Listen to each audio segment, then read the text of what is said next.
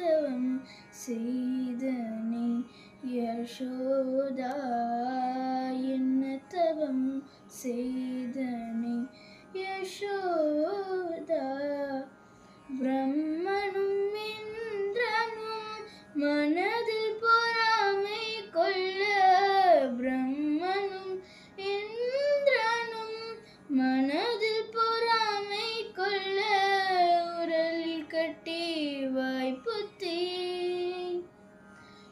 உரலில் கட்டி வாய்ப்புத்தி கெஞ்ச வைத்தாய் கண்ணனை உரலில் கட்டி வாய்ப்புத்தி கெஞ்ச வைத்தாய் கண்ணனை.